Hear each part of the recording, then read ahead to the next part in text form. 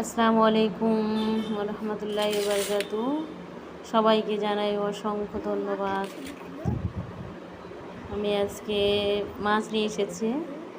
এই যে মাছ, জীবিত মাছ, এই মাছ দিয়ে আজকে রান্না করব। আমার ছেলে ধরে আছে। এই যে মাছ নিয়ে এসেছে, এই মাছটা 500-600 মতো হবে। আর এই যে রুটি করছি, ছেলেরা বায়না ধরেছে, আমার ছেলেরা রুটি খাবে, ছোলার ডাল দিয়ে রুটি খাচ্ছে। তারা খুব আনন্দ সহকারে খাচ্ছে, নাকি তাদেরকে ভালোই লাগছে। আর এই যে মাছ কাটা হয়ে গেছে, আমার মাছ কাটা হয়ে গেছে। মাছের ডিম, এই যে ডিম বেরিয়েছে মাছের, এই ডিম ভাজা করব। আর মাছের দিয়ে পটল আলু দিয়ে একটা ঝোল করব। মাছ ভাজছি, যে ভাজছি। এইদিকে পুঁই শাক রান্না হচ্ছে, মাছের মাথা টাথা দিয়ে একটা পুঁই শাক, এই দিয়ে পটল দিয়ে আলু দিয়ে মাছের ঝোল করবো আজকে আমি ভাজছি। মাছের ডিম ভাজছি, পেঁয়াজ কেটে নিয়েছি, কেটে নিয়ে ডিম ভাজছি, যদি ভালো লাগবে।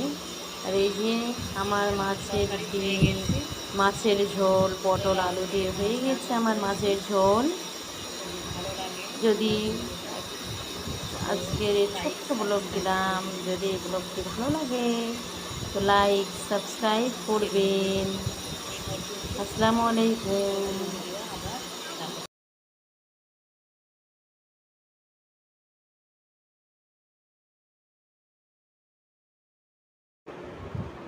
আসসালামু আলাইকুম রহমতুল্লাহি বারাকাতু।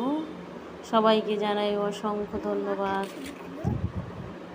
আমি আজকে মাছ নিয়ে এসেছি। এই যে মাছ, জীবিত মাছ, এই মাছ দিয়ে আজকে রান্না করব। আমার ছেলে ধরে আছে। এই যে মাছ নিয়ে এসেছে, এই মাছটা 500-600 মতো হবে। আর এই যে রুটি করছি, ছেলেরা বায়না ধরেছে, আমার ছেলেরা রুটি খাবে, ছোলার ডাল দিয়ে রুটি খাচ্ছে। তারা খুব আনন্দ সহকারে খাচ্ছে, নাকি তাদেরকে ভালোই লাগছে। আর এই যে মাছ কাটা হয়ে গেছে, আমার মাছ কাটা হয়ে গেছে। মাছের ডিম, এই যে ডিম বেরিয়েছে মাছের, এই ডিম ভাজা করব। আর মাছের দিয়ে পটল আলু দিয়ে একটা ঝোল করব।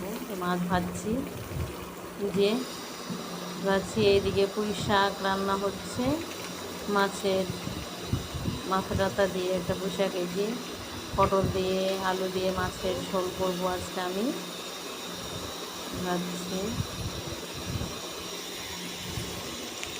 এই যে ডিম ভাজছি, পেঁয়াজ কেটে নিয়েছি, কেটে নিয়ে ডিম ভাজছি, যদি ভালো লাগবে। আর এই যে আমার মাছের ঝোল পটল আলু দিয়ে হয়ে গেছে আমার মাছের ঝোল। যদি আজকের এই ছোট্ট ব্লগ দিলাম, যদি এই ব্লগটি ভালো লাগে তো লাইক সাবস্ক্রাইব করবেন। আসসালামু আলাইকুম। আসসালামু আলাইকুম রহমতুল্লাহি বারাকাতু। সবাইকে জানাই অসংখ্য ধন্যবাদ। আমি আজকে মাছ নিয়ে এসেছি। এই যে মাছ, জীবিত মাছ, এই মাছ দিয়ে আজকে রান্না করব। আমার ছেলে ধরে আছে। এই যে মাছ নিয়ে এসেছে, এই মাছটা 500-600 মতো হবে। আর এই যে রুটি করছি, ছেলেরা বায়না ধরেছে, আমার ছেলেরা রুটি খাবে, ছোলার ডাল দিয়ে রুটি খাচ্ছে। তারা খুব আনন্দ সহকারে খাচ্ছে, নাকি তাদেরকে ভালোই লাগছে। আর এই যে মাছ কাটা হয়ে গেছে, আমার মাছ কাটা হয়ে গেছে। মাছের ডিম, এই যে ডিম বেরিয়েছে মাছের, এই ডিম ভাজা করব। আর মাছের দিয়ে পটল আলু দিয়ে একটা ঝোল করব। মাছ ভাজছি, যে ভাজছি। এইদিকে পুঁই শাক রান্না হচ্ছে, মাছের মাথা টাথা দিয়ে একটা পুঁই শাক, এই যে পটল দিয়ে আলু দিয়ে মাছের ঝোল করবো আজকে আমি ভাজছি। এই ডিম ভাজছি, পেঁয়াজ কেটে নিয়েছি, কেটে নিয়ে ডিম ভাজছি, যদি ভালো লাগবে। আর এই যে আমার মাছের ঝোল পটল আলু দিয়ে হয়ে গেছে আমার মাছের ঝোল।